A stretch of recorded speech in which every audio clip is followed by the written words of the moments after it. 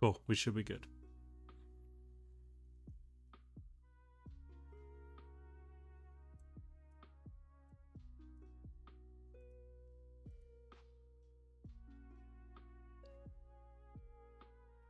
All right.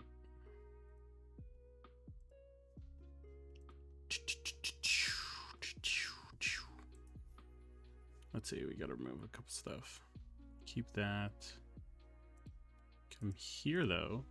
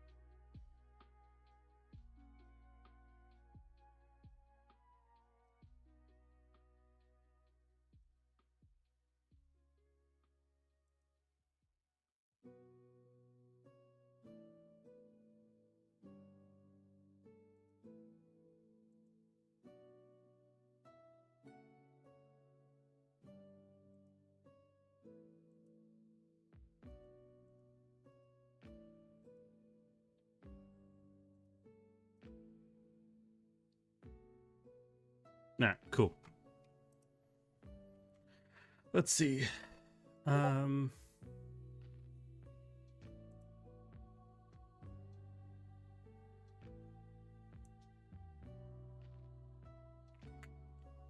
there's a couple things I do want to change.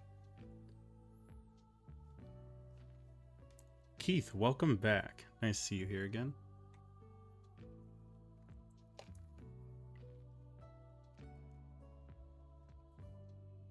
Okay, so the ones we've completed, we are going to have to, for some of them, we have some possible new ideas.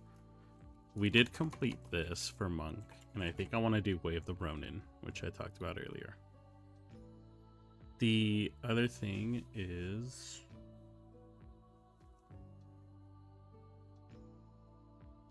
I do want to change Ranger. I'm not quite sure what to do with exactly. And then possibly change Wizard as well. I was thinking about this a couple days ago. There's some of these that I do want to change. We completed Fighter recently. I think we could definitely get this Circle of Bloom out of the way, probably. Once we get more people in here, we're going to review some of the homebrew people made.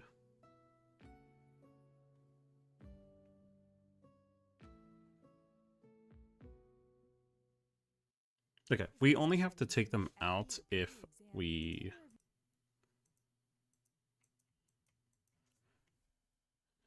Yeah, we'll only replace the subclass if we have another idea. Other than that, we'll keep it so we just don't lose track.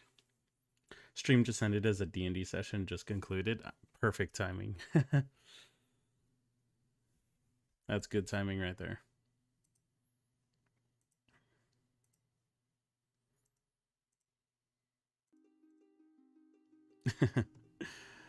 Welcome, Nothing. Nice to see you here. Always happy to see everyone back. Okay, so I've also made a new category for homebrew items in general. This is essentially ideas of things to create when we want to make homebrew. So I kind of started putting a list together. It's not 100% finished or concluding everything. But for the most part, it's like, okay, we want to think of a homebrew item. Let's think of an armor piece. We want to, let's make it a scarf, you know, and then we can create a scarf. Or like, hey, I want to make like a journal that can do something. We're not going to do a concentration or ritual wizard. I was I was trying to think about it over the week, and I couldn't really think of anything to give it too much. So for now, tentatively, I'm thinking of another subclass that we could possibly think of. Should you add it to the Discord? If you've thought of one and created one yourself, more than happy to look at it.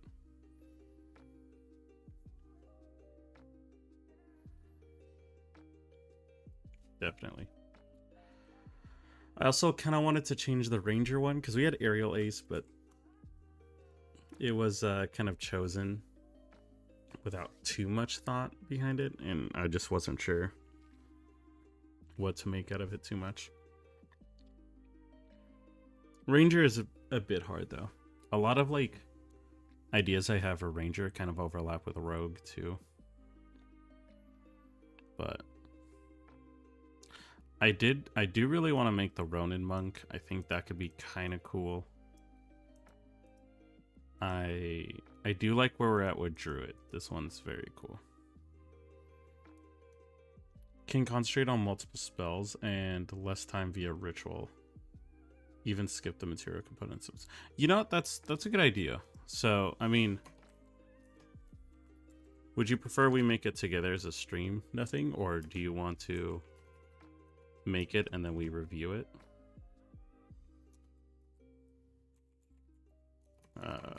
Ritualist.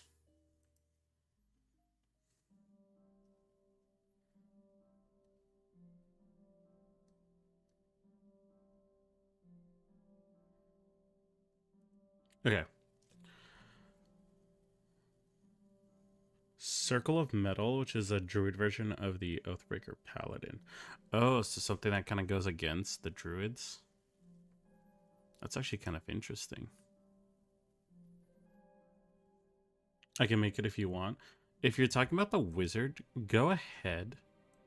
Because it's always better that someone who's more, like, has a better range of the idea of the class, is more passionate about it, makes it. So that I don't have to, like, essentially put an idea together when I'm, like, just trying to make sense of something I'm not entirely sure of just yet.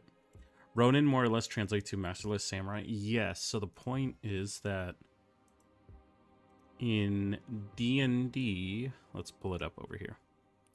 If you wanted to play a samurai, like by name, you have two options. The first one that you have is to go to the fighter and literally samurai right here, but they mean the actual historical samurais. Samurai, which have the full armors and everything. This is 100% what the samurais were back then. Like, they had full armor like this, obviously. But there's a lot of people in my games who wanted to go more of like an anime samurai look. For example, I know like Yasuo in League. Essentially this kind of sense.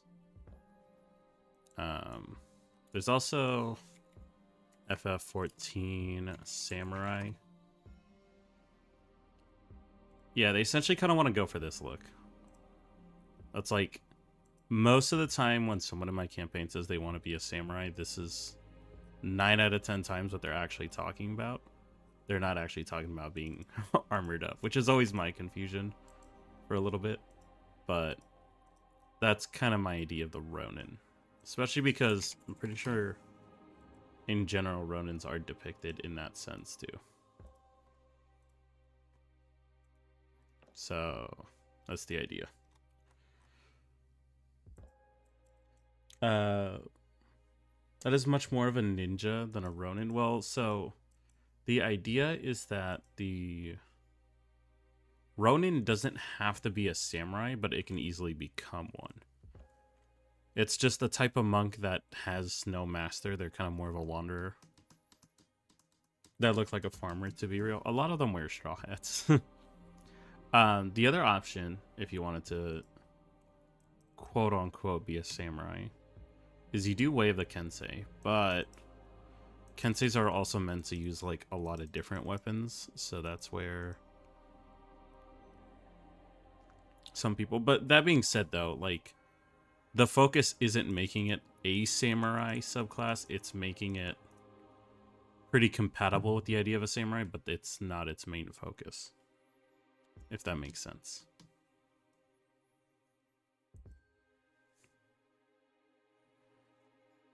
Okay, so there's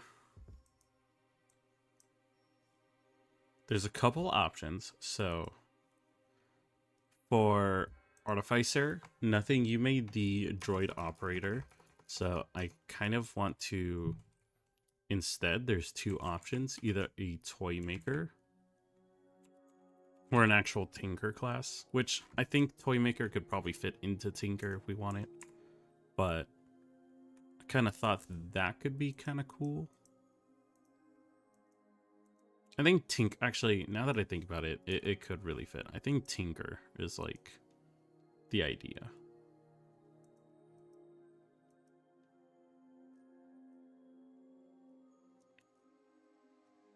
Oh, the glider. Yeah, you could make gliders. I think it's a lot about like making actual tools that serve like specific purposes.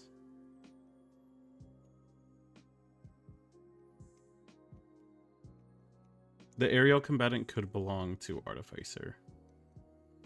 I'm just more thinking of like, what did we want with aerial combat? Are they essentially getting on like a jetpack? Because for Ranger, I assumed it was like being up in a tree and shooting it, being able to like glide and stuff like that, but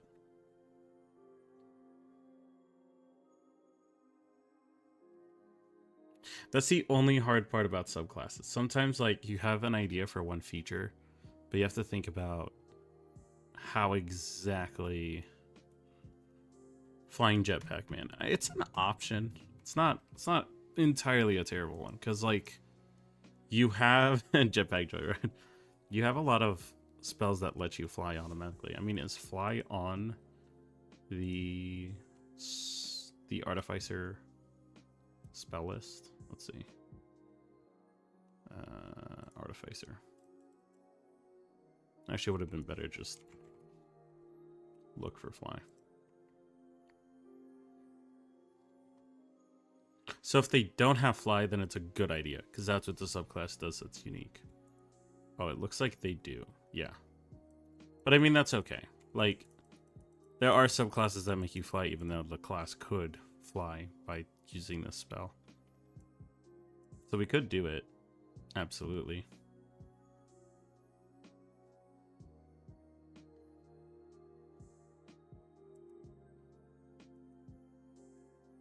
So we have Tinker,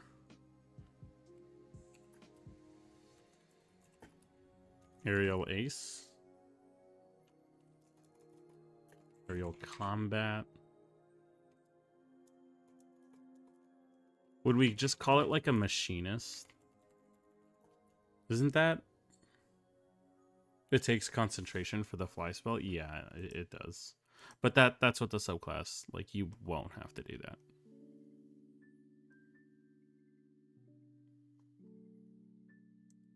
Well, allows you to kind of get away.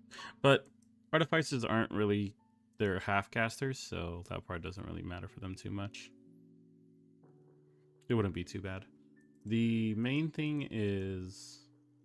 What was I about to say? I was about to think about something. I completely forgot.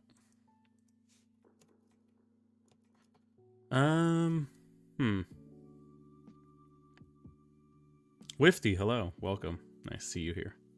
We're thinking about ideas for subclasses. Getting rid of some of the ones we've completed, replacing them with other ones.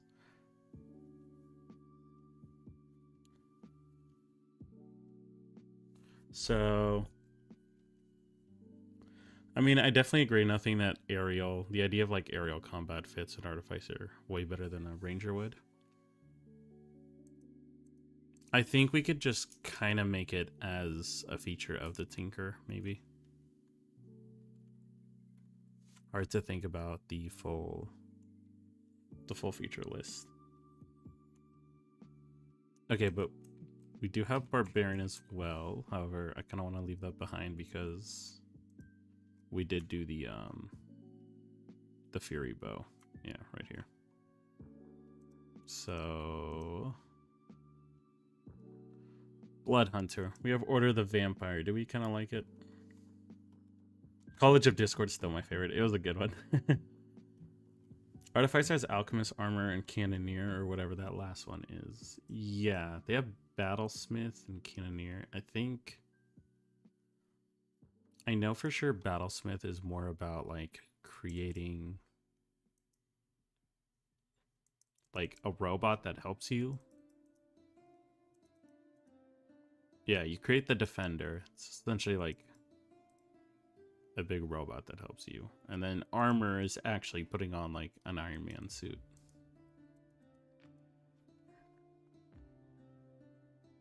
So that's why I kind of like the idea of doing like a Tinker, because that's like, at least when I think of Artificer, that's my first idea that comes in mind is like an actual Tinker.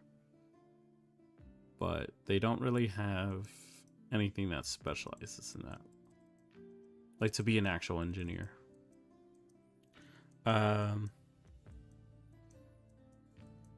So maybe you could do a vehicle class for Artificer based on making mechs or other vehicles. So it changes Artificer into a main front tank style class. That is what Armor does with their, because they have two forms and one of them's Guardian. And so yeah, you put on essentially a suit of armor and become like a big tanky boy. I think what I could actually do is change from Tinker to Inventor. Right? What if there is a Artificer that's kind of like Willy Wonka, essentially? Just kind of like that steampunk inventor.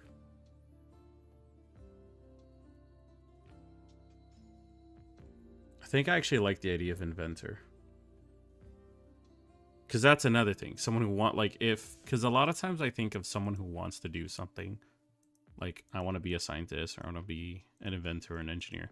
And then I think like, okay, what class would that fall into? And is it lacking that subclass? Sorcerer Drug Addict Origin takes drugs to cast spells, sticking to the meaning of sorcery. Actually, did you not make an Artificer already? I don't think we did, because we were going to do the Drone Operator, but you went ahead and did your drone thing, so we reviewed it, and then called it a day with that one. The Scavenger one, it is close to the Inventor. Did we do one? Here, let's check out the completed.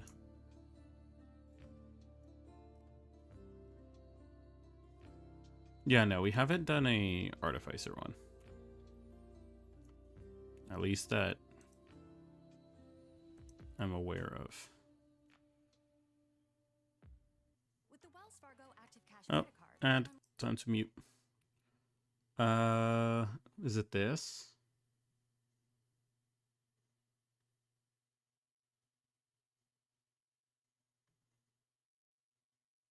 Was it this one? Wait, it might have been this one.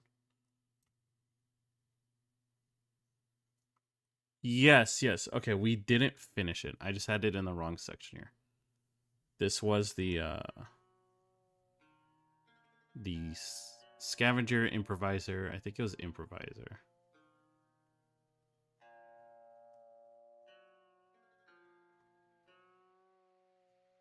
We just couldn't think of the 5th and the 9th. Okay, yeah. We're gonna move this section over to...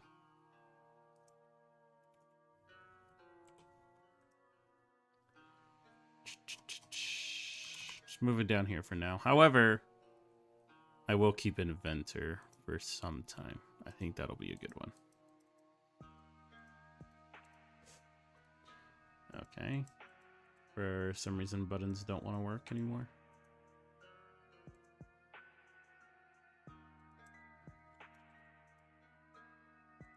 There we go. Improviser not complete. Okay, we marked it. We can work on the Improviser as if it is an Inventor. Yes, but I feel like they're separate identities. Like the Improviser is able to like make stuff on the go. The inventor is more trying to... I guess they could work together. Yeah, they absolutely can. So, I mean, maybe we just rename Improviser to Inventor. Work with what we already have.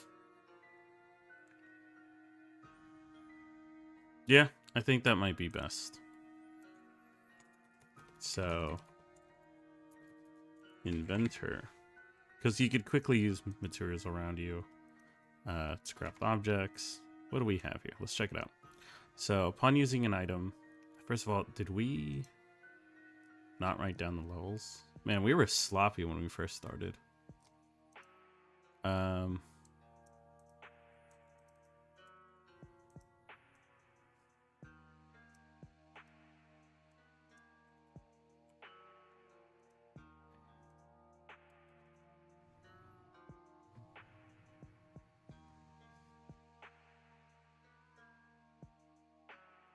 Let's see. Random subclass idea for maybe sorcerers, zodiac magic, 12 different types of magic casting based on the zodiac of the month. Oh. We could do inventions more base things at 5th and 9th, as we don't have that, I think. Yeah, that's what I was thinking as well. Leo could be more fire related and hot, etc. So it kind of sounds like I know like Final Fantasy, I believe, has that. Let me make sure. FF14. Yeah, it is Final Fantasy. They have the Astrologian subclass. We gotta make it essentially inspired off that. And they're very much about astrology, as it sounds like. But they use decks of cards to like cast certain spells. I have no idea. I've never played that class. So I don't know what it's like. But I know like the theme of it. There's also it's kind of like Fairy Tale, that show. There's a character named Lucy who has like the zodiac signs. However, she's more of a summoner. So what would you think if instead Wifty we make it a wizard thing and we just call it an astronomer? Because I feel like it's more of stargazer. So instead of like being born with the power space, it's kind of more like you're an astronomer who's watched it and studied it. Oh, I put it at warlock. Let's put it over here. I've never played or watched this. Yeah, no worries. Yeah, that would be great. Yeah, I think that sounds cool. We can make it an astronomer, and then we could say based on whatever the month is, you get a buff or can get access to certain features. It's just it's gonna be a little bit of work because it's 12 unique buffs you gotta make that are not overly powered but also unique and don't overlap. Yeah, I think it fits a wizard pretty well.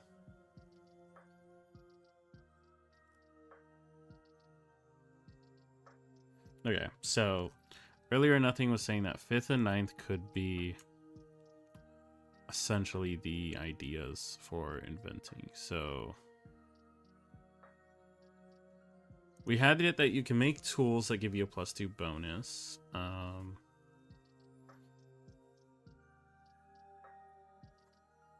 It could be simple rather than access the spells. It just makes some spells stronger. Yeah, that can work. Like during Leo, you have better fire damage and stuff.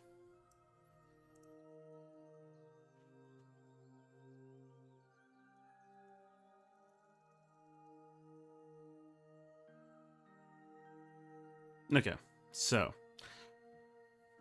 so the first feature we have, well, first of all, I kind of more want to get the numbers on these, just so we know what we're working with. Let's see. Switching to Shopify helps you sell. God, I should probably get YouTube Red at this point. These ads are crazy.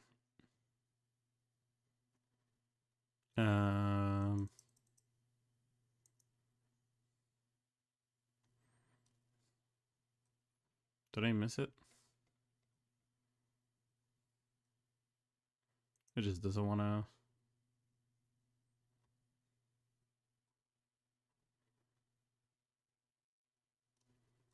Okay, well, we could just count it from here. These are pretty slow.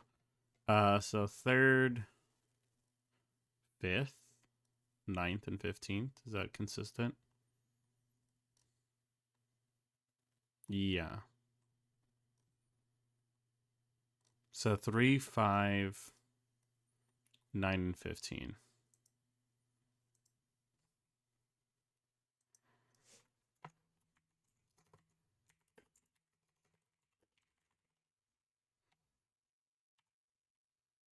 Okay.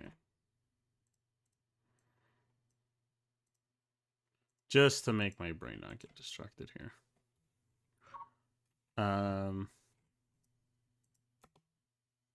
So I think we divided it into making weapons, tools, or remedies. Trying to like remember what we did. Let's see. I think instead for critical success, give it a choice between a unique damage bonus type or something like electricity infused, so it does 1d4 lightning damage. Is this for the inventor or for the astronomer? Maybe tie it to the 4 seasons as the baseline, and then 2 sub bonuses for the 1st and 3rd zodiac months of the season.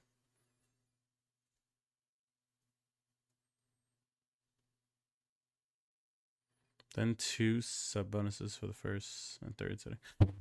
Oh, my bad. I accidentally hit my mic. My bad. So I think what you're saying, Keith, is to essentially not have to do 12, we can divide it up into a different kind of system. The inventor's critical success. Okay, yeah.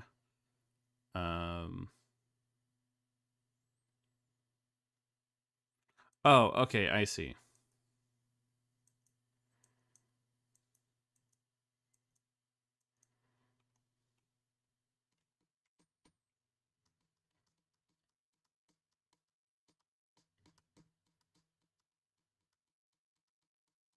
So, yeah, so just giving it an extra charge. Well, I think it should be unique to what it is. So, for tools, it'll give you it'll because it gives you the +2 bonus. See, you can use them multiple times. I think I like the idea that on a weapon it does a little more damage when you create it. So on a critical success when making an item, the dice. So first of all, the weapon gains 1 additional damage dice. And the dice addition if it shatters increases to 1d8.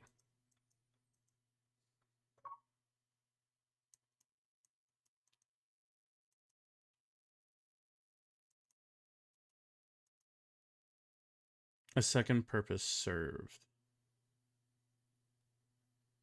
Some type of bonus addition to the tool that makes it. Yeah, I'm gonna move down to the tool next to revise it. We did this so long ago, I forgot like where our head was at.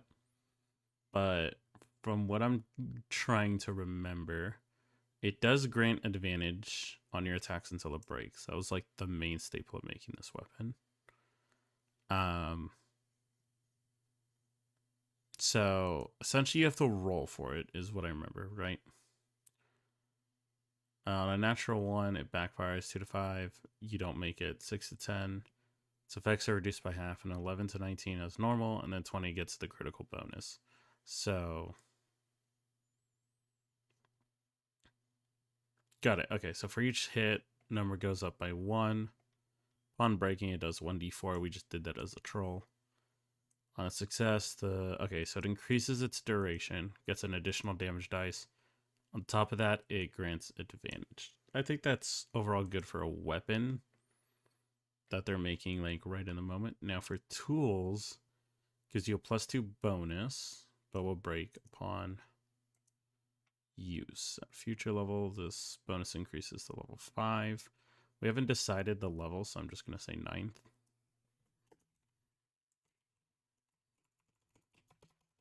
So the bonuses increases to +5. What we can do is on a critical success, it doubles the bonus. So you get it early on, it's +4. Later on, it's +10.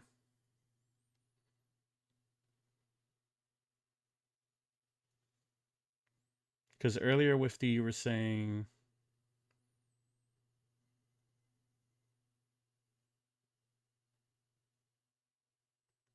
There's a different game system I play with a mechanic class. On a critical success, I can basically add a second effect. In this situation, I'll increase damage or do a special effect I like. Okay. Adds more oomph or more power to a critical success. Yeah, I could definitely agree with that. Keith, you're saying that one season... Hold on, I'm about to sneeze, guys. Oh.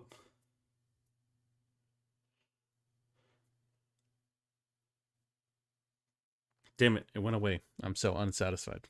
So one season is 3 zodiac months. Second month is the season middle and the core. Zodiac month, first and third have an individual sub bonus. This is the subclass is already getting so complicated. It's something that I'm sure, Keith, that like we can break down and write it out, but it just might not be approachable for people to like when they're looking at subclasses to choose, and then it's like, all right, we would need you to like essentially memorize the calendar system that we made. The pain of not being able to sneeze, it sucks. It does suck. There's a relief when you sneeze. Maybe at 9th level they can create more artificer infusion items and have an extended amount of them. That's a good idea. Like that could be a nice thing for the inventor. I mean, one thing we could do too is infusions they can give to their allies, like at no cost. They have 2 extra items they can make using artificer infusions and have added things like jetpacks and bombs. Yeah, that could actually be really cool. Well, what we could do, I think, right, is bards have a feature called magical secrets. And what it allows them to do is at certain levels, they can steal any spell from any class that they want. It's somewhere here. I know it is. Yeah, magical secrets. When's the first one they get? I guess it's 10th level. Okay, so magical secrets. You can choose 2 spells from any classes, and you essentially get that. So what we can do for the inventor is, to the level that they can learn it, they can take any spell from any class, and they're essentially inventing the tool that does that. Can't they already do that? I don't think artificers can take any spell at 10th level. Let's check it out. You can attune up to 4 magic items.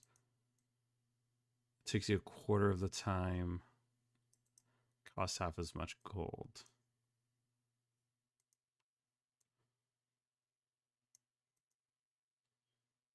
Yeah. Maybe, I don't know if you're talking about something else. Permanent weapon upgrades, like adding shock factor to a staff. 1d4 shock damage.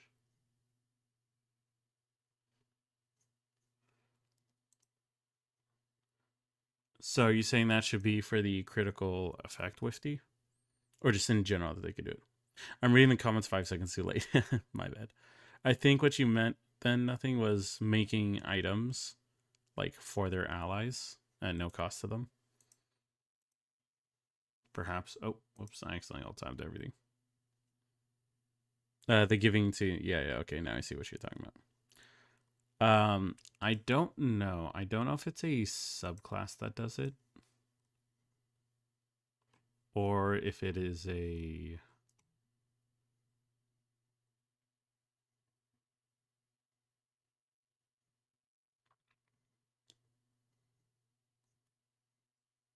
Yeah, I don't think they can.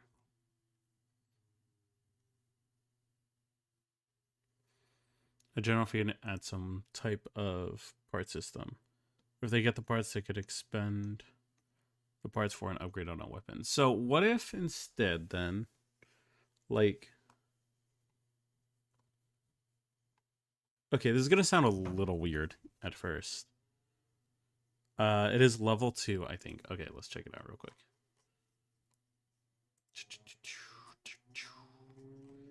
Let's...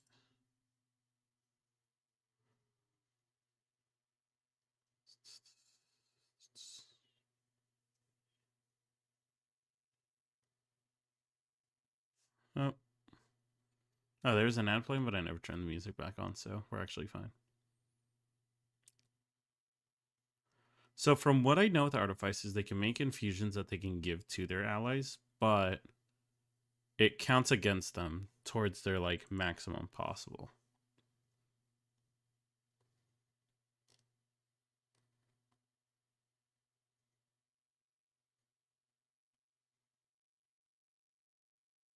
Right? If you try to exceed your maximum number of infusions, the oldest one ends.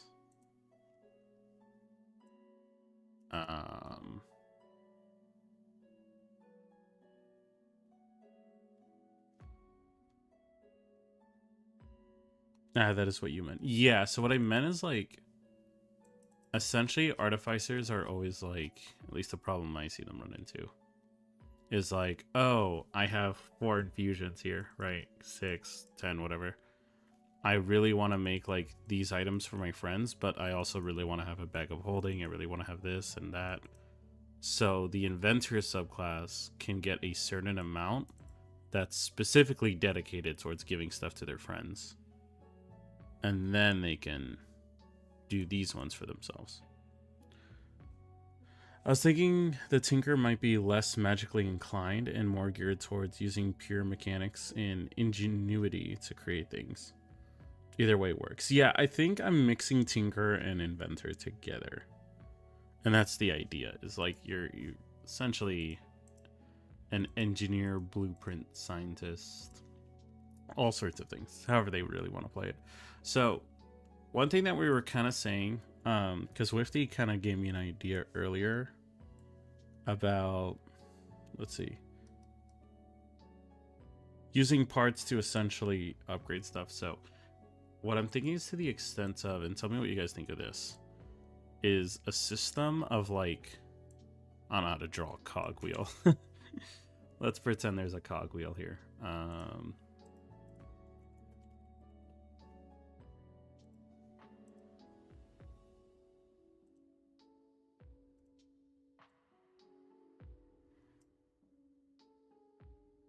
All right, we got a cogwheel.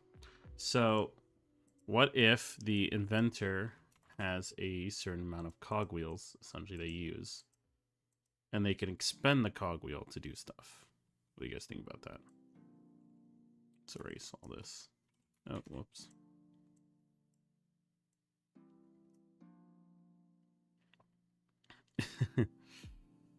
That could kind of be cool. Like, hypothetically, let's say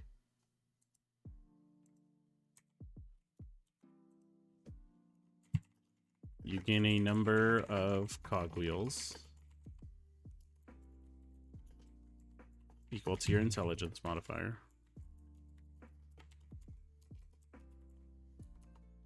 And then we essentially give a list of things they can do with the cogwheels, right?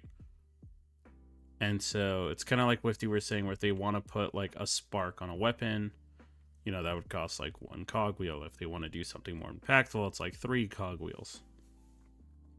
That might be really cool. And so if that's the case, I would probably get rid of this stuff.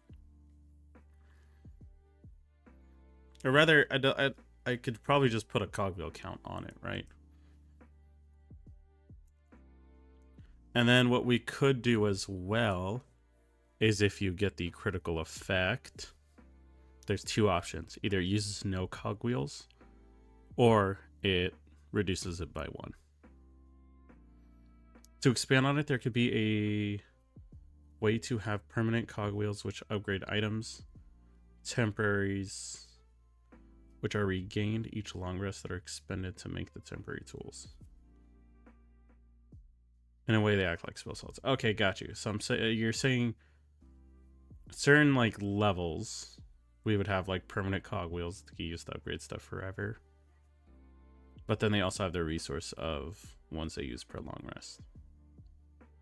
So the thing is Artificer Infusions already can buff certain things. I think what I like, kind of like the idea of like, not necessarily permanent cogwheels, but at certain levels, they essentially get a permanent cogwheel to like do something permanently. It's like, hey, you can forever increase something by this or do that. Okay, so if we were to think about this, we could essentially get rid of the backfire system because they're limited on their sources of cogwheels now. So, third level feature, cogwheel. Let's get rid of...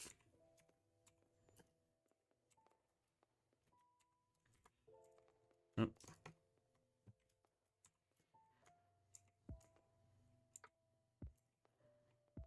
Oh, god damn it.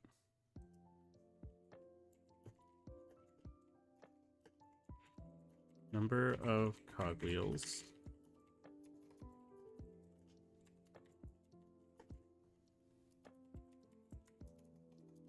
I like the... Oh, hold up, I'm typing while I'm looking. I like the backfire was funny. It was indeed funny to do it. I think we could still kind of work around it.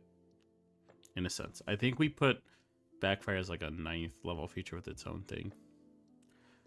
With you're saying exactly like that. Yeah, sounds good then. Okay, so gain a number of cogwheels equal to your intelligence modifier. You may spend the cogwheels according to the list below. You regain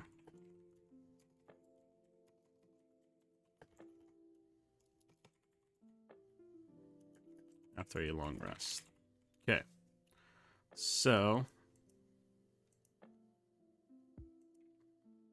Oh, good idea, Nothing. If you try to make something without a cogwheel, then you do the backfire roll. We can make it a lot more consequential too. So at 9th, right?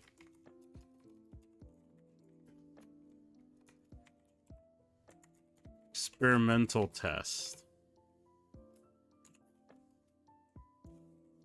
And this is the idea of the inventor. You're trying something that might not work. So, as an action, you can attempt to invent something on the fly using cogwheels. A slight chance of untested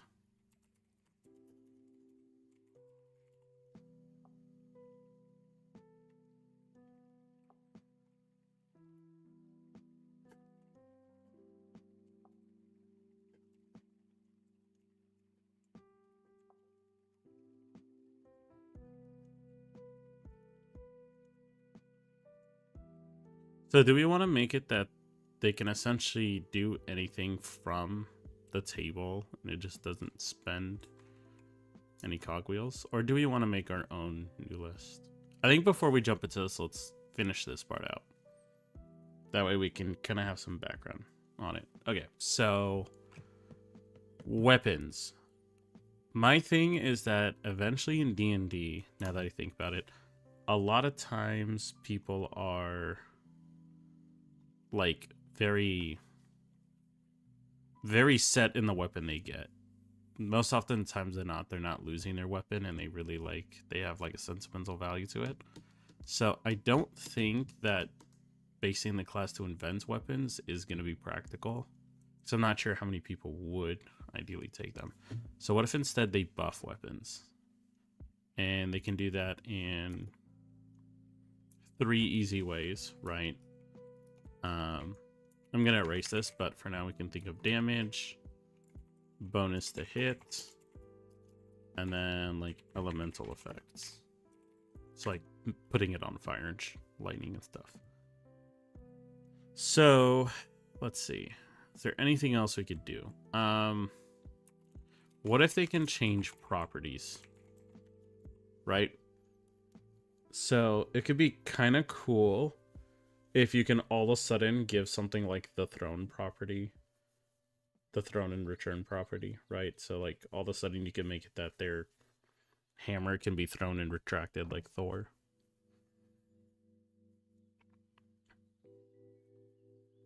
You could make it that like something is finesse or something has reach to it, so it like gets 5 feet longer.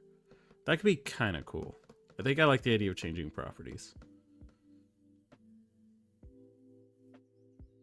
And what if you could do that on an enemy though, too? Like if an enemy's holding a sword, like a long sword, you could make it a heavy, so now they have to equip it with two weapons. Give something like an extra attack. That could be one option, yeah. I think instead of doing like elemental effects, that's essentially damage and elemental effect, the same thing. We could do extra attacks. So you make it lighter, and that way they can hit. What are you making? A gun? You have the sun. Would you like to make? It takes 5 cogwheels. I'd like to not. Okay. Oh, that's another thing. Nothing is the more amount of cogwheels it takes, the more risky it is that it backfires. That way we have a little bit of a scale. So if they're trying to make something insanely hard to make, there's the higher chance that it blows up on them. Yeah, that'll be good. Okay, so extra attacks is not a bad idea. Bonus to hit we can probably just get rid of. Do damage. Bonus effects instead of elementals. Like fire causes a fire tick each turn, maybe. Lightning has the potential. It's one of those things that's like super good to think about in general as a DM of like effects you would do normally, but it would just be a lot of writing to the class that would make it look very overwhelming.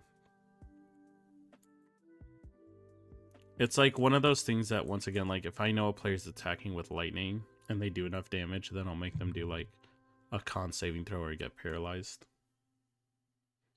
Maybe allow them to create weapons on the fly still, but uses a greater amount of cogwheels than buffing or nerfing the weapons. That's, again, the issue is like, I've very rarely been a player that ever had to get a different sword in the moment. Or even as a DM, like, had someone's sword really get taken away. It happens, but I don't think it happens enough that it makes crafting weapons something that happens a lot. So it just might leave them a little disappointed. I think it takes you down a rabbit hole, yeah. Yeah, that's kind of the thing we want to avoid, is we don't want to, like, essentially have to write a dissertation for the subclass. So, true though, in a prison that would be useful. It absolutely would be, but it's a niche enough situation that if like someone's playing an inventor and they tell me like, if really they're playing an artificer in general and they're like, hey, I want to make like a shiv, it's like, all right, I'll 100% let you do an artificer check to kind of like essentially do it. I mean, that could just be one of the cogwheels, though. We could easily just say, create a simple weapon for like 1 cogwheel, and then 2 cogwheels for like a martial. Right. So let's say, create a simple weapon, 1 cogwheel. Actually, I could just put it up here.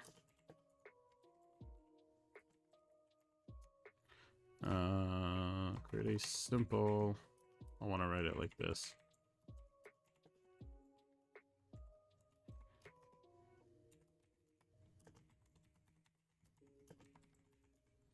There we go. So maybe that'll be the move, nothing, is to essentially do it like that. I'd say maybe 3 for simple and 5 for martial and 10 for firearms. Well, they can only have cogwheels up to their intelligence modifier. So base D&D, that's going to be, you get to 20, so it'll be 5 maximum. Maybe I'll do it double their intelligence modifier, because having 5... Okay, that's always kind of one of the issues of D&D, but it's kind of unavoidable. But, like, you pretty much get to 20 by, like, level 8 for your stat. So, like, from 8 to 20, they don't see any gains in that sense. So, actually, we could just say it's equal to your level. Equal to your artificer level. That actually might be best.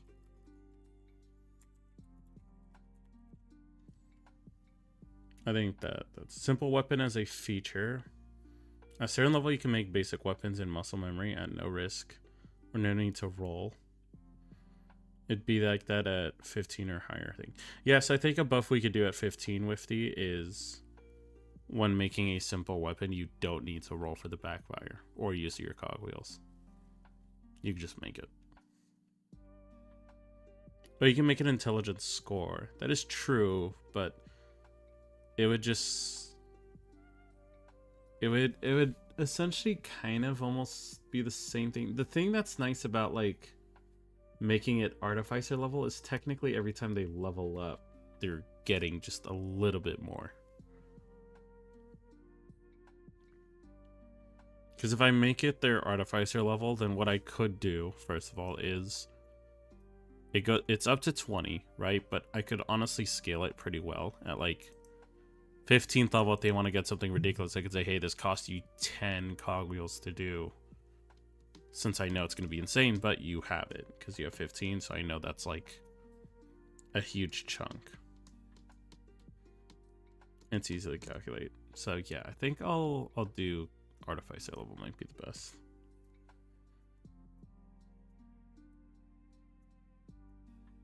Or you could just make a intelligence score plus level and make things much more expensive. That's the part the only problem is when you make numbers too large, it gets less of a frame of reference. So it becomes a little harder to say, like, okay, this should be 2 cogwheels, this should be 10, this should be, 19 cogwheels. This is only 1. Intelligence modifier plus level. That could work. We could do that. Sure. Okay, so we got that. Let's focus on these effects. First of all, do we want them to be able to affect weapons, make tools, and craft remedies? I think that actually might be best. So for tools, it's very simple. They get a bonus to it. The thing is, they have right tool for their job, which lets them, like, essentially make anything. But this one's going to give them a bonus to it. So grants you +2 bonus. Actually, I have another idea. So what if you can use your cogwheels?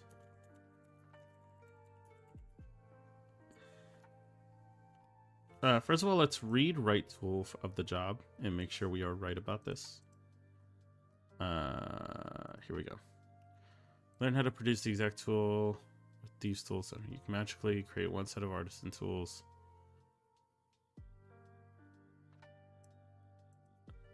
Okay. So what I'm thinking is that for this feature, they can use a number of cogwheels to grant a bonus to this right tool of the job. Right, so it's like if you spend 5 cogwheels on it, it has a +5 bonus to it. You spend 3, it has 3. You spend 1, it has 1.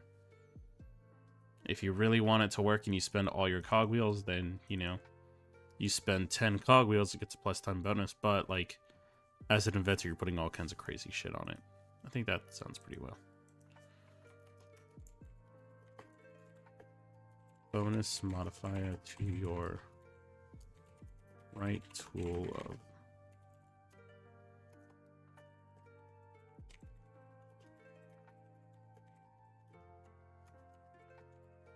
every cogwheel spent.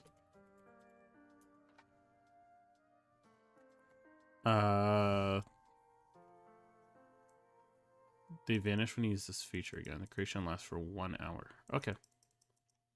Yeah, I think this works perfectly. Okay, now remedies. I mean backfire. Yeah, the backfire is gonna be very fun. So you can make a quick healing item that grants. So again, we can base it off the amount of cogwheels spent.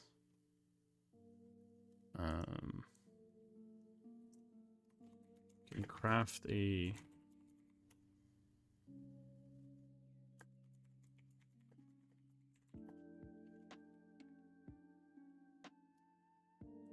let's just say craft a treatment that will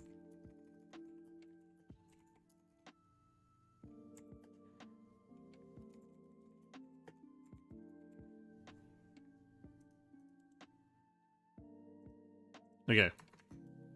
So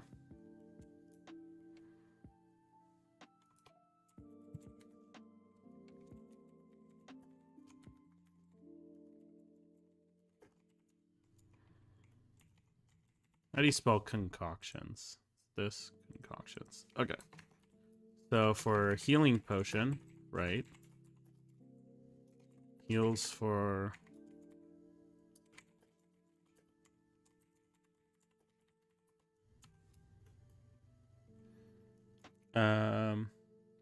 maybe +2, 3 if 4 is too much. Oh, wait. We can make a backfire 1d20 over the amount of cogwheels it would take.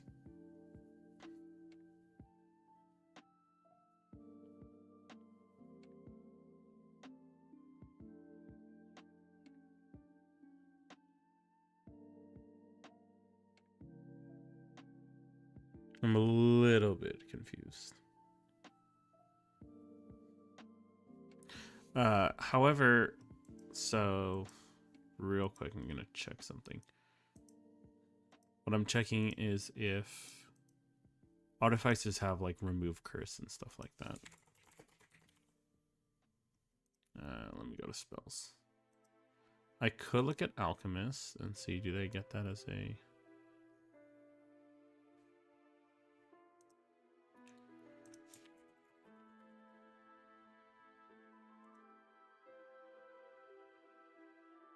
Okay, so let's let that load. So I'm thinking, okay, this is a 3rd level spell. Artificers don't get it, so that's kind of cool.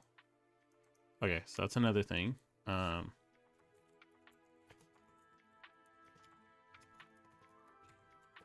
2 cogwheels.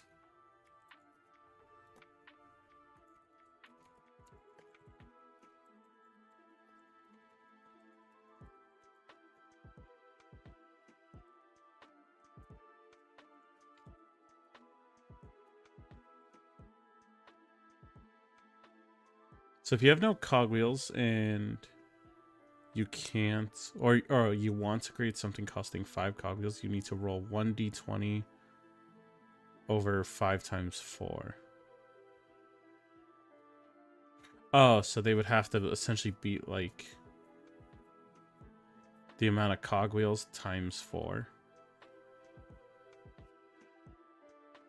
I think is what you're saying.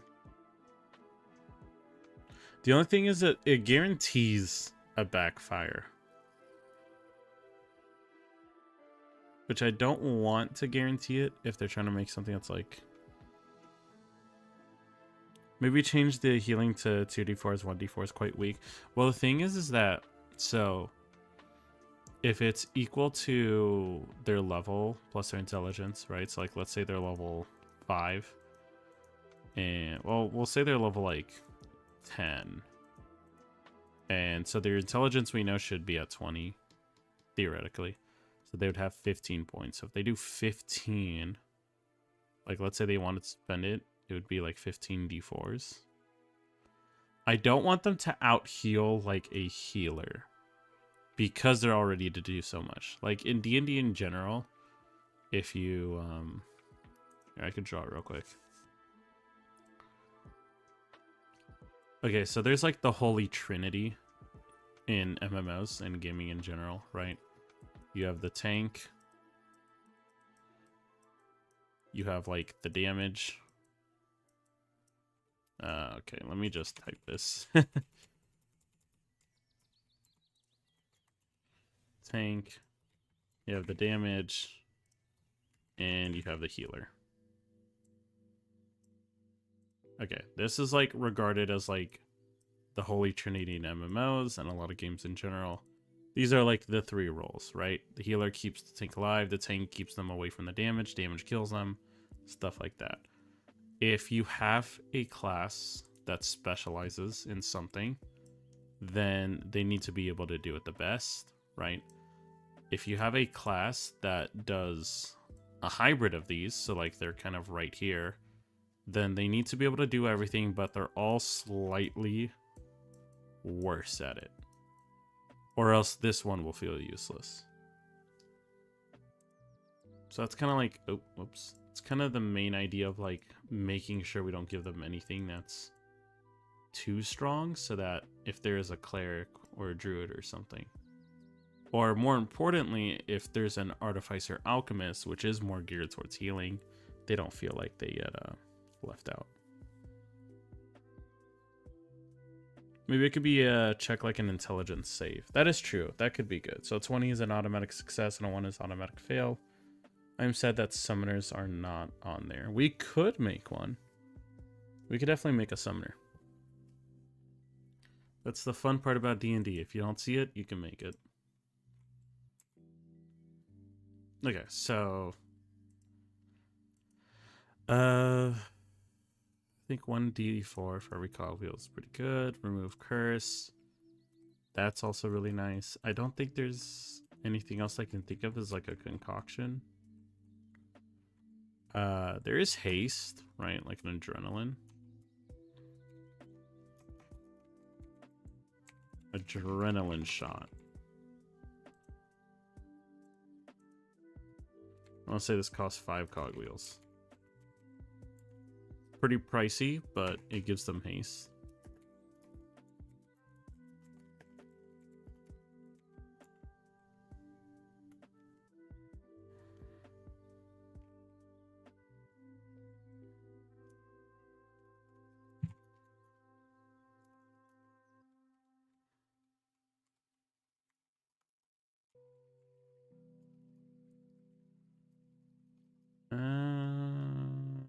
Don't really want to make it. Yeah, we'll just say, we'll just keep it at what. Oh.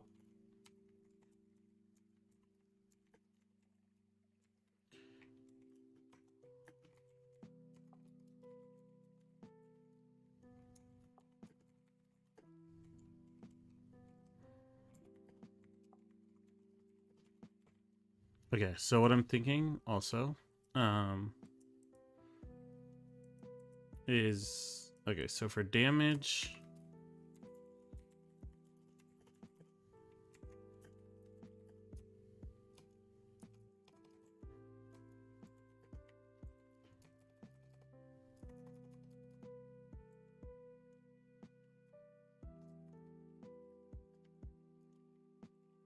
additional damage die.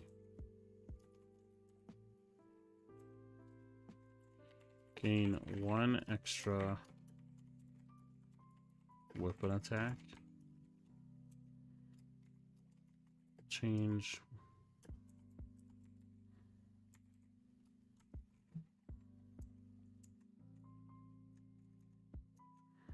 Change, add, or remove 1 property. Create a simple weapon or a martial weapon. And until. Okay, so there is a spell that does let you create like an elemental weapon. Let's find it. I know paladins get it, but like they never use it because it takes concentration, and they usually like to save it for their smites. Fern, welcome. Happy to see you here. It's been a minute. It's called Elemental something. I think it's Elemental Adept. We will test my knowledge here. Or no, that's a feature. It's Elemental something, I know. Elemental Weapon. Wow, go figure. It's exactly as it sounds. Okay, so you can gain it. It has +1 bonus to attack rolls and deals an extra d4 damage. Okay, so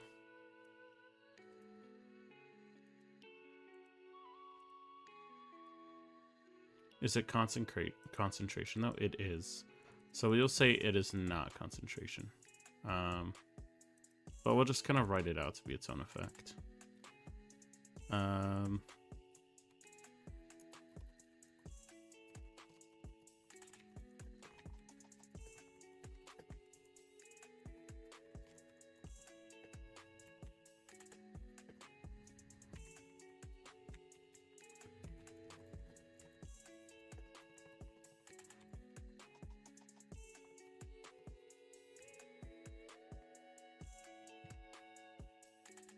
Okay.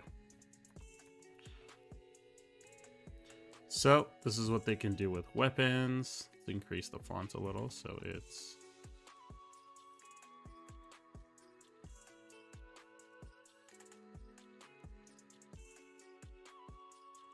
tools and then remedies. Oh, whoops.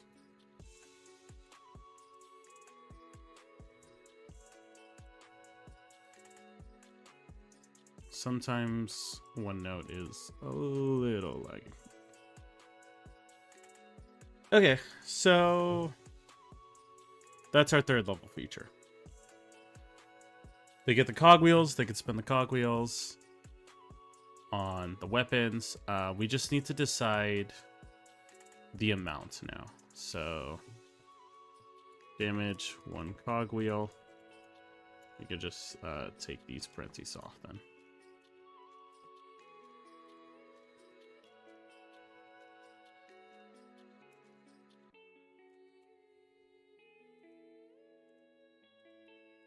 Yeah, that would be good.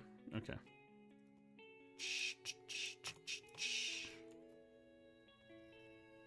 Extra attack. We'll say that's 2. For now, we don't quite know the balancing just yet. We're just kind of going off of it. So, you guys in the chat, think about what sounds appropriate for how powerful some things might be. Changing weapon properties is pretty impactful. I know that for sure. So we're going to say that's 3 cogwheels.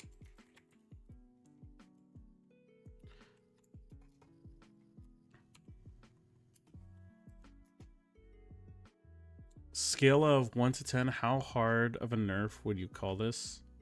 Paladin smites can only be declared after the attack roll is locked in. How hard of a nerf would you call this? Paladin smite can only be declared after the attack roll is locked in. Do you mean...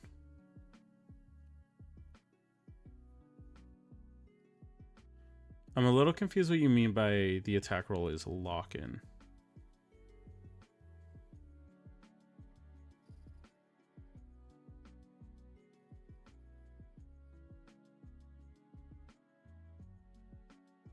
Yeah, I'm just a little confused on that part. Let me know what you mean. So let's see. 3 cogwheels, pretty good. 2 cogwheels on this one. Not bad. This will be good. Alright, create a simple weapon, 1 cogwheel, martial 2, pretty easy. Chance a weapon with the elemental effect. We'll say that's honestly 1 cogwheel. That's not too big of a deal. 10 paladins need to sun to smite people. They're like the ultimate damage dealer. Basically, it is before they see the attack. Oh, they have to declare that they're smiting before they make the roll. Is that what you're saying? Okay, I've kind of heard about this before. Correct me if I'm wrong, Keith. But I have heard that there are DMs that essentially what they do is like for a paladin, let's say I'm right here. I got my nice little sword. Okay, I messed up that drawing. It's a nice little sword. Okay, it's a okay. It's a bonk. All right, guys. It's a big bonk. And I'm coming in here. I'm real pissed at this guy. I'm coming in a smack little Billy over here. Locked in, all rerolls and other alterations are finalized. So you're saying before they roll the dice and see the number, they don't know what it is. They have to say that they're using their smite right now. And if they miss, right, if it results in an error, they also lose their smite.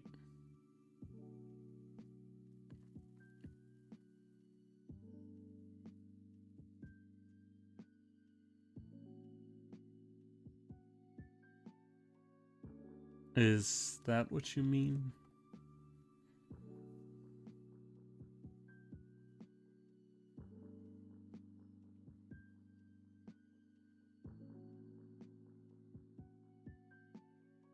No bonk, they just have the sun. Very true, very true. That's all they need. I'm excited for one thing in D&D Beyond is apparently, or D&D 1 is paladins can like punch and smite. Can I toss you a character concept? A hobgoblin oath of glory paladin wants to prove to the world that his kind can coexist with civilization. That could absolutely work. Oath of glory is a little tough for the fact of... Oh wait, no. Oath of glory works. Sorry, I'm thinking of Oath of conquest is the one that's like... take everything.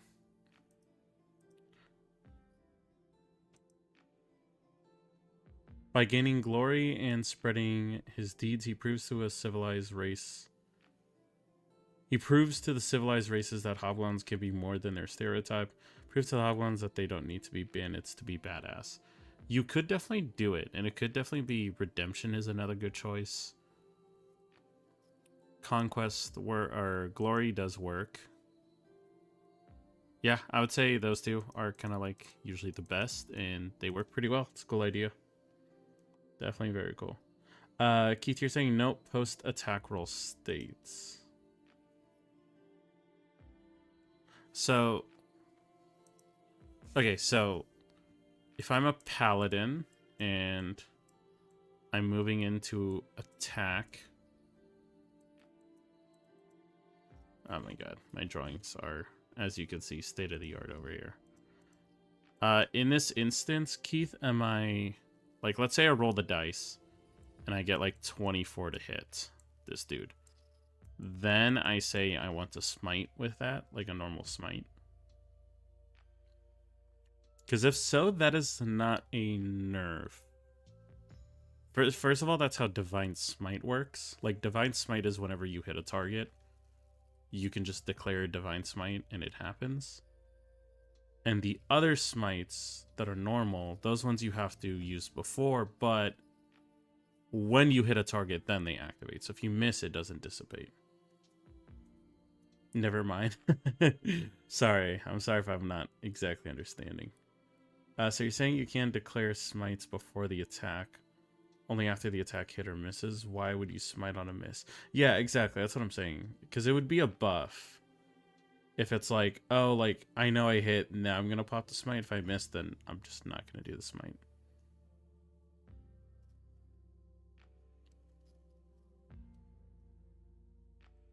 To answer your question, like in the two instances that I think it might happen, if you make it that a paladin, like the way paladin is designed right now is actually pretty perfect. Where Divine Smite, so you have Divine Smite and then you have other smites. And Divine Smite can happen after the hit. other smites happen when you hit. And so if you're in like a best case scenario for paladins, like let's say I pop my banishing smite, which is like one of the strongest ones, and I get a natural 20, and now I'm excited because the smite's going to crit. Well, I can also throw in a divine smite and increase it. And that's supposed to be paladin's like signature thing. Is like, oh, let's go, baby. I got a crit, that's getting divine smited. And if I have another smite on top of it, let's go. But when you miss an attack, there's some DMs that make it that your smite goes away. And I think that's terrible for the paladin. It makes them very underwhelming. Because it says when you hit. You essentially put the smite on your sword for a minute or something. And you're swinging your sword, and the second it hits someone, that smite's going off. And then divine smite is just whenever you hit as well. I hope that explained it, Keith, in a sense. So if they are changing that smite in that worst fact, I would say that nerf is pretty much like at a 9 or a 10. Takes away their signature moves that make them so good. There's some things you can remove some classes that doesn't really affect them too much. It sucks, but it's not too bad. But some things, if it's like what makes them really good, that part sucks. The reason I want to go Oath of Glory is because Hobgoblin and Forgotten Realms deeply value reputation, clouds, and battle prowess in their culture. So Glory is still recognizably Hobgoblin. Yeah, no, that's absolutely good. Like, especially if you're trying to push an Oath of Glory to the Bugbears themselves, or the Hobgoblins themselves. Like, look up, like, have my people look upon me and see that I became a champion, and so could you. That is absolutely can work. All right, we're getting near. It's already kind of midnight, so we're actually going to take a pause on this one and actually review some homebrew that you guys made. So we're going to go to the Discord, head over to the... give me 1 second. We're going to head over to the homebrew section where we could see that some people have posted homebrew. In case you guys are not in there, I am going to... Well, for some reason, it is not letting me... Okay, there might be another way to do this.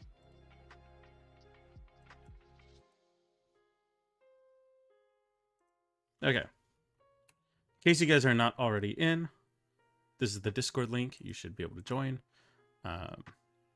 We do have our Discord where we take in homebrew requests that you guys have made, and we could review it together. Not every night am I going to be able to go to all of them. It's important to notice that thank you, Nothing, for putting it on D&D Beyond. This is the best way to do it. Oh, but unfortunately, I can't see this. I'm not sure why. Sometimes it will glitch out like that.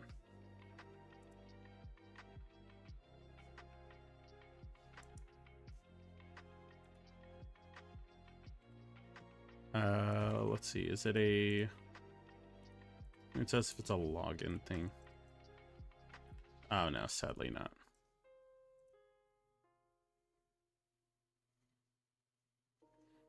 So, here, just for all of us to be able to see together. Okay, so with the Discord, we do have our homebrew sections. We have homebrew requests, which I believe are if you guys want to see us create something together. And then we also have our homebrew, which is stuff you guys make that we can then review together. Making it on D&D Beyond is just the easiest for the fact of very nice to click on. It's also a very safe website, and also everyone can click on it. But it does not mean that it's exclusive to that. We've checked Drone Operator out. Can we check this? Not found either. This is a little sucky. Actually, since you're reviewing homebrew, can I ask you something? Absolutely. Alright, we have a spell. Gula's Compulsion? I believe I said that right. Gula or Gula? Probably Gula.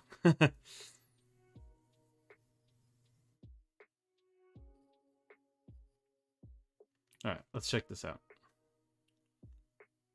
D&D Beyond Link kind of sucks. Does it work for you? Nothing. I know sometimes when I made Homebrew, I tried sending it to some friends, and like that were my campaign. And it would give the 404, but not for me when I clicked on it. And it was kind of annoying, but I had to like redo it and copy and paste, but I hope that's not the case. I could definitely probably look into it tomorrow and see if it's a big issue. Probably won't do it right now in the immediate moment, but we could probably look it up tomorrow, and then if I find anything, I'll let you know and see if it works. It never works. It's a bit of a shame. Wherever you guys can make the homebrew, you can just kind of send it. The D&D wiki I know is something else people use too. That's also perfectly fine. Doesn't work for you either. Ah, man. Yeah, I'll see tomorrow. It's always useful to see what other people say online about it. I know D&D Beyond isn't the cleanest and smoothest way to create. It's just smooth to view sometimes. So one of my best friends and I play Baldur's Gate 3, right? He found a mod for a homebrew class. We're arguing whether or not it's overpowered because it's all he plays nowadays. Yeah, if you tell us what it is, we could probably find it or link it up. Can I see you take a look at it? I don't know if I can post it here or in the server, wherever I can post links. So go to the... Oh, where did the... Here we go. Go to the homebrew section over here under stream recaps, and you can essentially create a post over here and then put it as a homebrew class or a subclass, depending on which one it is. Mark it with the tag. We know it is. It should pop up, and then we can click on it, and everybody else as well. And very thankful for Nothing for making this. Huge shout out to him. He did a very, very good job creating and setting up the Discord, and it allows us to have chats to per the forum, so that it's not everything that's... Oh, okay. I see that you put this here. I recreated the ones in the Homebrew Discord so you could see the security guard. Okay, I see.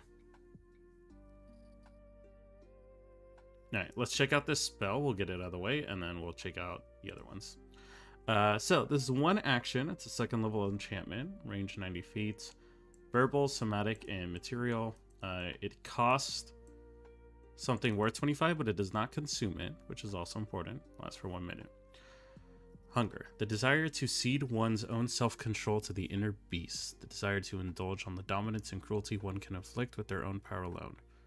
Through a weave of incantation to compel this willingfulness to manifest and cause instability upon a spellcaster's ability to channel magic efficiently. You curse a creature that you can see within range. The creature now make a charisma saving throw. On a failed save, they become afflicted with the following effects for the duration. Whenever the affected creature attempts to cast a spell, must make a charisma saving throw. On a failed save, the spell is cast, but an extra spell slot of the same level or highest lower available, if any, are consumed. Whenever it tries to cast a cantrip, must make a charisma saving throw. It's cast, but a single spell slot of the lowest level. And whenever it casts a spell of 8th or lower, it's treated as if it was casting using a spell slot 1 level higher regarding the spell's effects. Wow. When you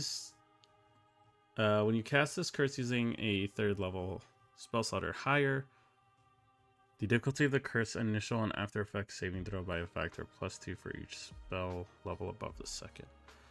That part is a little powerful. So I really like these first two. It's actually a very interesting way to curse like a spellcaster to make them cost more spell slots. Second level is very early on, but it's actually not that bad if they have to make a saving throw, because you're low level, so the DC's not insanely high. This last one, though, is a little powerful for a second level, so maybe... Actually, yeah, no, it might be pretty powerful.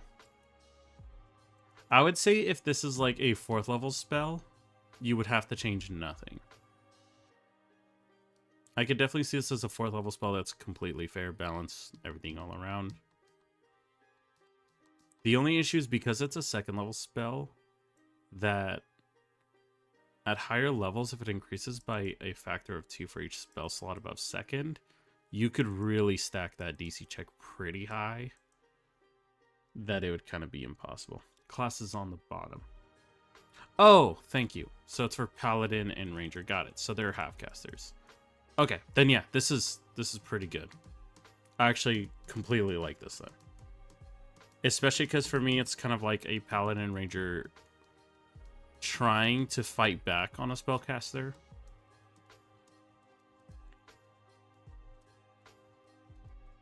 Yeah, this could definitely work if it's specifically for half-casters.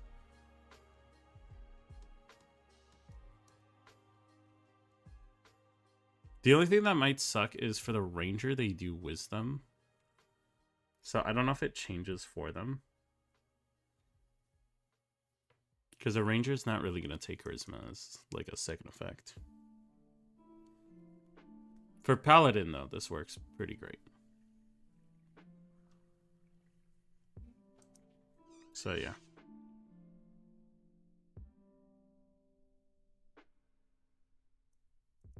Alright. But yeah, no, I actually really love these first 2 effects here. This is like 10 out of 10 idea. Very, very cool. Even this one is super cool. I don't know how balanced it is. You'll have to playtest it and see how much that really works. I like the idea a lot. I could maybe see that it could get scary, but the fact that it's a half-caster makes me think the spell DC is not going to be insane. But yeah. Okay. So security guard. Let's see. Let's grab this message. We're gonna have to do this the old-fashioned way that we did last time. Copy it, and then go to OneNote, and then paste it over here. Ooh, this is long. Alright, this is long. I'm gonna put a tab on this real quick. We'll jump into some other things. Don't worry, we will definitely check it out. You said, Paul, that you put... Oh, you put in the coffee table. Got you. No worries. Full class details. All right. You can take your cookies. Okay. So, are you asking if this is... I assume you're asking if it's broken in the context of D&D, not Baldur's Gate. So, Vanguard uses arcane magic to enhance their abilities as in-your-face combatants performing unusual feats. Swordplay. Alright, we're gonna skim through this. We don't need to know the lore to know if it's broken or not. Is this a full, like, class? Yeah, it is.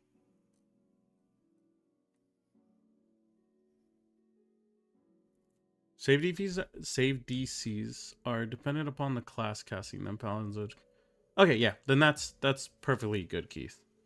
Because I know spells usually say, like, your spellcasting modifier. So I was just a little worried, like, if it's strictly charisma. To me, it feels like a buffed up Eldritch Knight with no heavy armor. So it might be similar to Bladesinger Wizard, if that's how it is. So I can see that it's definitely a loaded class, though. Like, looking at all this stuff. So I'll quickly try to skim some stuff here. But I assume when you said yep, it's whether it's balanced in the context of D&D. So, channeling magic through your bonded weapon.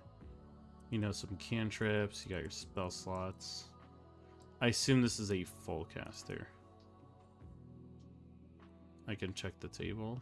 Oh, they are a half caster. Okay, that makes it pretty good.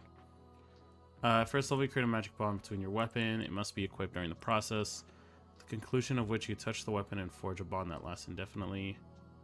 You can have 2 bonded weapons. You can't be disarmed after throwing the weapon. It teleports back to your hand. Level 5 here. Okay, so I think this is what you mean by the Eldritch Knight feature. I'm not sure when they actually get that level. We could see it. Is that level 1 that they get it?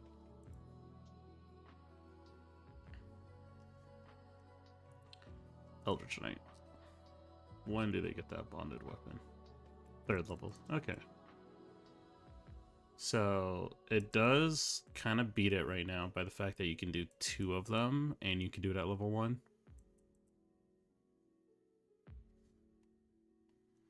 Level 1, you can enhance your cantrips. When they're cast within 5 feet, you ignore disadvantage for close range attack and your spellcasting modifier damage rolls. Enemy saves against your cantrips. Undamaged effects are made at disadvantage. This does not apply to cantrips. So this part is definitely the iffy one. That they make effects at disadvantage. It's a little hard. Like, when you want disadvantage and advantage to happen, you need to explain why, essentially. Instead of just, hey, it's just gonna be done.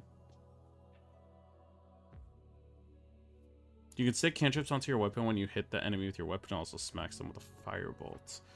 Yeah, that it sounds cool. I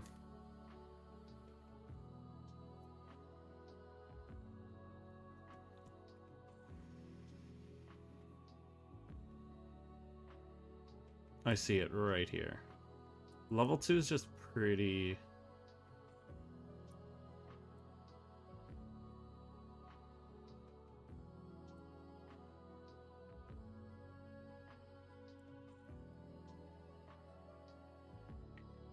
So it sounds like you're effectively kind of doing like a smite, which is not the worst idea. It's just depending on the cantrip you're doing, because some cantrips scale up really high. Because if they're doing like firebolt. The thing is a lot of these things work in the context of see this thing at level 14 an Eldritch. So let me see how many Eldritch points they get. Does it tell me? Oh, it's right here.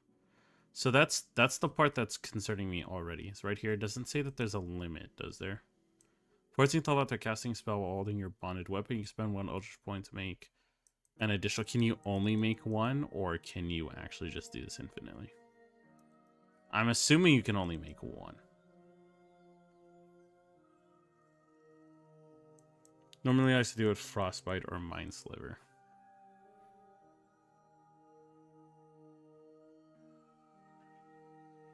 So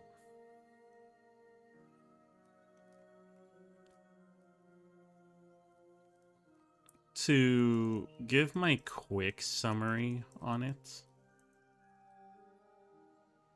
the fact that it's a half caster does limit it tremendously. When you make something a half caster, you can get away with a lot more stuff. I think you'd only make 1. Okay, then that's good. As long as it's not like you can infinitely do 20 attacks, that'd be scary. But essentially, the fact that it's a half caster limits it tremendously, so that you don't have to worry about it having full 9th level spells, which is always one of the most powerful things in the game. So you can kind of make them stronger as far as melee goes. The only thing is that you kind of have a lot of passive effects that are just kind of happening with this class, which is probably what I would say is the issue. Like the cantrips being put on your weapons, on top of also it looks like you can teleport and get blur for 2 turns. You can kind of give disadvantage to them for kind of no apparent reason. So as far as the idea of like the spellcasting, the bonded weapons, it's not too big of a deal. What's a bigger deal is how many effects are just happening on top of what you're doing. Intelligence weapons modified, this is perfectly fine. Mark a target the next time the target is hit with an attack. Or you cast a spell from 5 feet or less. It interrupts dealing 1d6 to everyone. Okay, so it's kind of like a little AoE effect. Mark then transfers, making them vulnerable to your next attack. That part's pretty powerful. Yeah, so I would say that's the only issue with this class, is how many effects are just kind of happening at once, like conditions.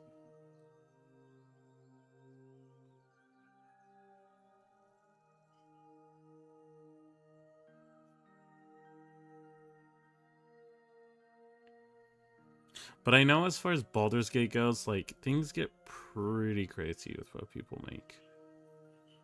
It's just like Baldur's Gate combat, like Baldur's Gate is obviously D&D, but they have become a lot more liberal in the combat for the sake of fun, which is what they should have done. If they made it a 1-to-1 ratio of D&D combat, it would not work well. But a lot of people play Baldur's Gate, like a D&D player can play D&D, go into Baldur's Gate, and transition pretty smooth. But I've noticed a lot of people who first step into Baldur's Gate then go to D&D, they have a different idea of how the game is played, and not to their fault. They think that like this is how D&D is played, same way Baldur's Gate is. But Baldur's Gate lets you do a lot of crazy stuff. It's really the subclass that's OP. Is it this one, the elemental and elementalist? Because I only see one. Oh, unless the blink. Oh, blink bonded. I see. Yeah, the fact that you can kind of get a smite. 2 damage. They're pushed back. They're blinded. Paralyzed and chilled. Yeah, so paralyzed is actually the strongest condition in the game, because any melee attacks while they're paralyzed are crits. That's how you can really delete an enemy. Yeah, I would agree with you. This subclass is pretty powerful. I would personally most likely not run it. I usually don't run like other people's subclasses because it's just, for one, I feel very awkward changing what someone else made rather than just making it myself. But yeah, I would definitely see this as like probably super fun in Baldur's Gate, but in D&D there's just a lot of effects that you're gonna get for free. But speaking of subclasses, we can check out Nothing's Security Guard real quick. Alright, so the Security Guard is an Artificer subclass, it looks like. Let me know if you have any questions, by the way, Paul, and then like any specific traits you can point out. I could read that one, kind of give you a better idea. Honestly, it was Blink Bonded that really struck to me as OP. Let's check it out real quick.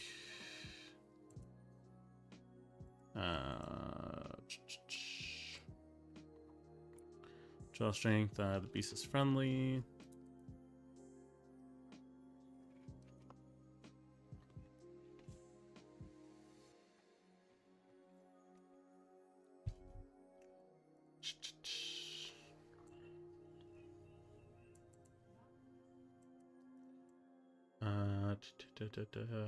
Taking super okay.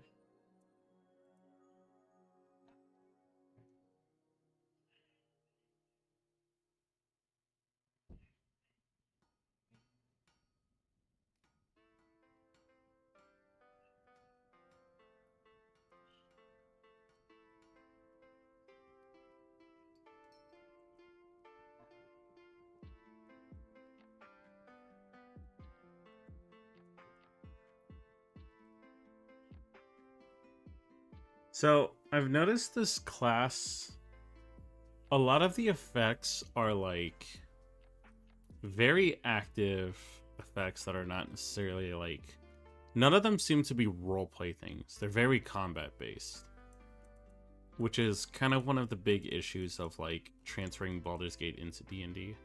Because if you look at every other class in D&D, you get a mix of like, except for the ones fully focused on combat. But even then, they get some features in general that are meant to help them with some other stuff. Fighter is kind of like the one weird exception because it's literally a fighter. So if that's what they're going for with the style of the class, it's different. The thing that I can most attribute it to, though, based on like the style, is Blade Singing Wizard, which is already like one of the strongest subclasses in the game. So I would say, Paul, you can probably grab that class and then compare it to Blade Singer and then see what matches up. You're saying the abilities of the dog is what's really powerful. Okay, I see right here. Teleports up to 30 and gain... Sorry. Teleport up to 30 feet away and gain +1 to your attack roll. The next hit you make will make a target distracted. Oh, okay. Advantage against... so Blink Dog has advantage against a target if one of its allies within 10 feet. Target. When allies within 10 feet of Blink Dog may grant up a +5 bonus to AC. Impose disadvantage. Yeah, so... That's a big issue. Yeah, this is definitely broken to a high extreme. So it's kind of like the Faithful Hound spell, but better. It is way better. A lot of these seem to be first of all, it doesn't say that there is a limit. It gets magic points. These magic points refresh. Costs 1 magic point to use this thing.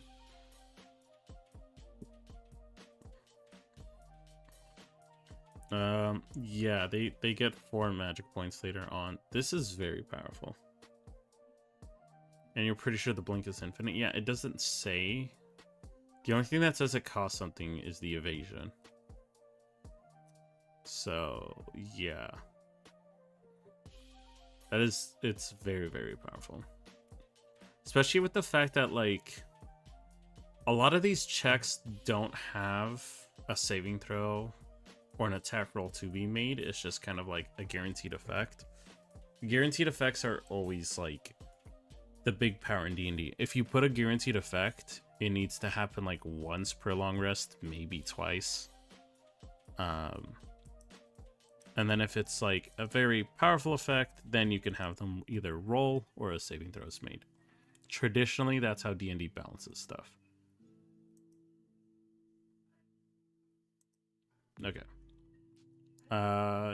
You posted the Ritualist. Okay, so in that case, if you're cool with it, nothing, because we're kind of starting to wrap up here pretty soon. I'm going to pause on the security guard. We'll check it out next stream. I'll check out the Ritualist right now since it's a little bit shorter.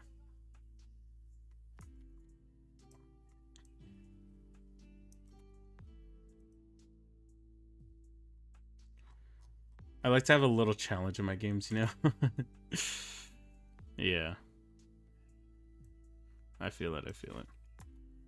Okay, copying this didn't work exactly as intended. That's fine.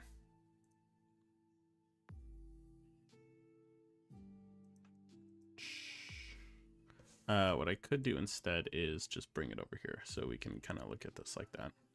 That'll be better. Okay. Let's check this out. So, Ritualist Wizard. Wizards who focus on casting hard and tedious spells instead of spells in a specific category. These wizards usually don't fight a whole lot front, but instead make sure everything is operational. Oop, there we go. Everything is operational in the case of an invasion. So, Supreme Intervention. Beginning when you select this school at 2nd level, the gold and time you must spend to copy a concentration or ritual spell in your spellbook is halved. Yep, that's pretty... Hold on, let's get the draw tool ready. There we go. To me, that's... Oh, shit. Hold up, technical difficulties. Okay, there we go. That's pretty good. Focus. It's like a level 1 concentrating on a spell. You have advantage against breaking concentration if the enemy does not have advantage against you. Oh, okay. You have advantage on like the spell, like the check you need to make to break concentration. Okay. I don't know what you mean. So like, do you mean if the enemy has an advantage on the attack?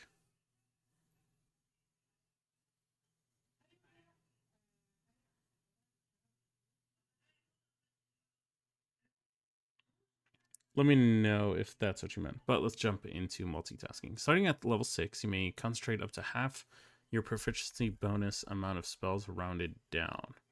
This includes casting multiple rituals at once. So you can concentrate on up to half your proficiency bonus. Okay, so if your proficiency bonus is at 6, you can essentially concentrate on 3 spells. 6 is the highest, so maximum 30. That's pretty fine. 3 has advantage attack. Sounds good. Yeah, that's pretty good. Ritual power at level 10. While casting concentration or ritual spells, you may also cast cantrip spells while concentrating on the spell. In addition, you may choose to cast the spell as a ritual, but instead cast it like normal, taking effect before. Casting a spell in this way will make you take the effects of casting a ritual, except after the cast, you are unable to stop the ritual once cast this way. I'm a little... Okay, so... Well...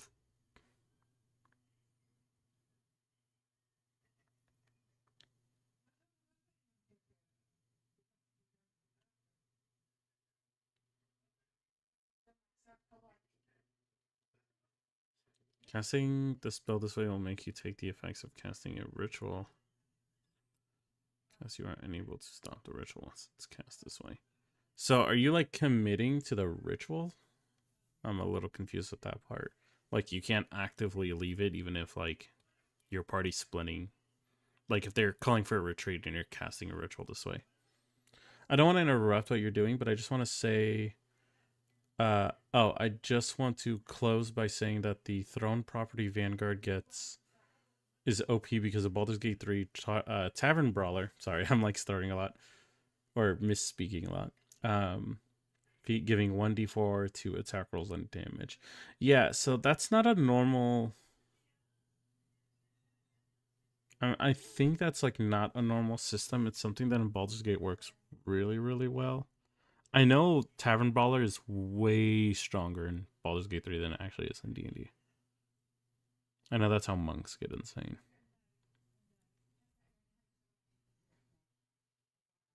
So you know how a ritual is spell takes effects after the cast time plus the ritual time? Yes. Well, it takes effect after effect time, then it takes a ritual time at the end, and you can't stop it.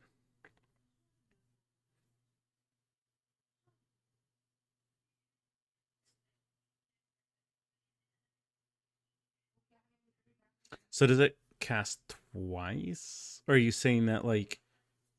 Okay, so usually if it's like 10 minutes for the ritual plus 1 for like the casting time. Or let's say it's an action. You're saying it casts after the action, but then you have to spend the ritual time. That's part I'm a little muddled with.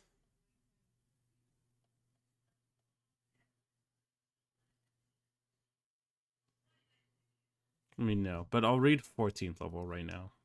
Being at 14th level... Oh, hold up. I am so tired I fucked up. They get their strength modifier to unarmored and thrown attack rolls and damage twice. Yeah, that's the thing. In normal D&D, they don't get that strength modifier like added twice. It's insane how much the damage scales on that sense. All right, let me read this 14th. Beginning at level 14, being used to concentrating on so much at once, your brain creates a smaller miniature hallucination of you to help you cast an additional 1 concentration spell or ritual spell. They are not able to lose concentration or can't have their rituals canceled. Means this. Okay, so you're essentially like creating a clone that's going to cast a ritual spell and it can't be taken. This is actually really cool. I like that. It's like creating like a mirror image almost. That is super good. All of this is really good. I just need to. I'm a little confused on the level 10 is the only thing. So let's say I'm casting Alarm as a ritual. Usually it would be 1 minute spell plus the 10-minute ritual. Well, it would be 1 minute cast, then Alarm takes effect. Then you must act like you are still casting the ritual. Got it. So you're saying you're still casting the ritual, but instead of the spell taking effect at the end of the ritual, it's the normal cast time of the spell, but you then have to complete the ritual. It's like you can kind of get the spell off easier, but you still have to sit there for a bit longer.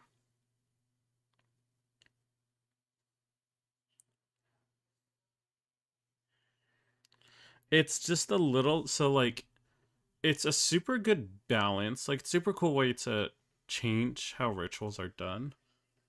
Yeah, it takes effects earlier. The only issue is like, so the reason rituals are never really thought about too much in D&D, it's like the part that I was struggling with when I was thinking about it, is that rituals are usually casted out of combat, right? I know OC means out of character half the time, but it can also mean out of combat. And the reason why is because in combat, each turn, essentially, oops. This is how you know I need to go to bed. My skills are getting worse. Each turn is 6 seconds. So if you're trying to cast a ritual in combat, it is definitely impossible to get to the full 10 minutes without dedicating probably like 2 to 3 hours of combat, if even that. Even 1 minute spells are never casted in combat because you essentially need to get 10 turns before that spell goes off. So if it's an RP thing, which is what rituals happen, then they'll cast it at the 1 minute mark and they'll spend 10 minutes just kind of sitting around, but it won't do anything to change the story. Because it's RP, so it's kind of like I wait around for 10 minutes, like, okay, yeah, sure. Like we move on.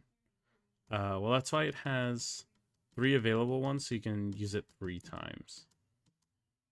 First part of level 10 helps solve that problem. First part of level 10. Oh, okay, so you can cast cantrips walk. Okay. Yeah, then that could definitely work. Yeah, absolutely.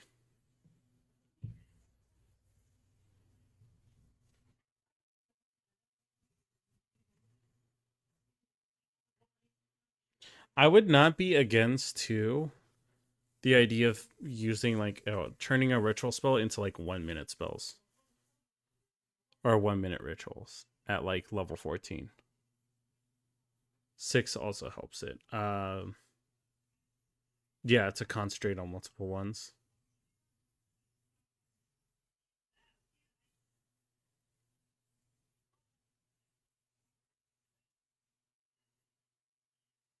So I would honestly put it as a 14th level, like as a ritualist is your bread and butter. Any ritual spells. The only issue is that like I could see it at level 10. It gets a little powerful, but I mean, in combat, you're never really gonna get that many turns in. So yeah, at level 14, I would honestly make it that like anything that usually takes 10 minutes, like the 10-minute ritual, is instead decreased to 1 minute for you.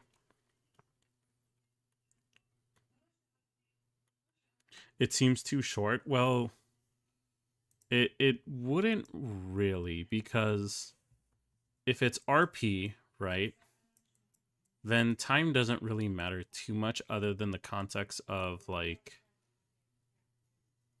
something is about to happen in a sense.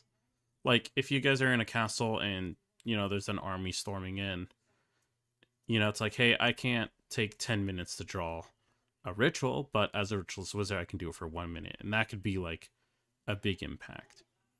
But in other contexts of RP where it's like, oh hey, we're just trying to get to this town and we have all day, the 10-minute ritual doesn't really add much. And then in combat, you are never going to see 10 minutes of combat unless it's a very, very weird fight.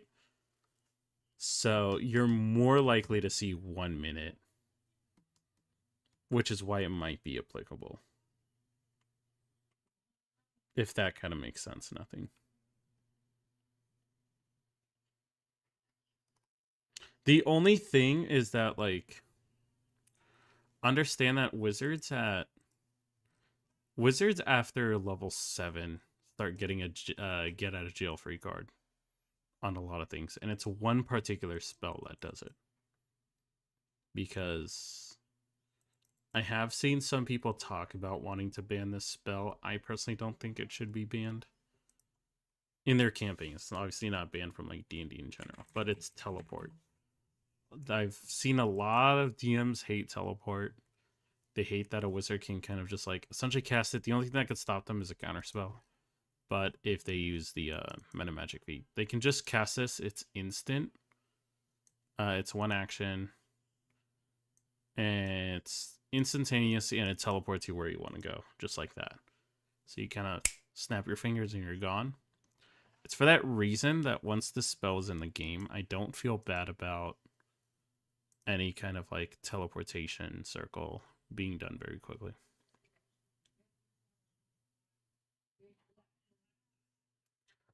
Can you even do this normally as a ritual? No, you can't. So yeah, I'm not sure what you would even do as a ritual too much. We could filter it by checking out rituals, but it's up to you at the end of the day. Always whatever you feel comfortable with. I love the mute spell and gagging magic casters. Always a fun time. But on that note, I think it is time to end the stream. Next stream, we will check out the security guard, as well as anything else we missed. We'll just check that real quick. There is a race. I know that nothing tried to put in. That's pretty much it. So we'll check out the security guard and anything else you guys post next stream. I hope you guys are having a great time. Have a great night. Take care of yourselves. And as always, enjoy a nice cup of coffee. I'll catch you guys next time. Peace.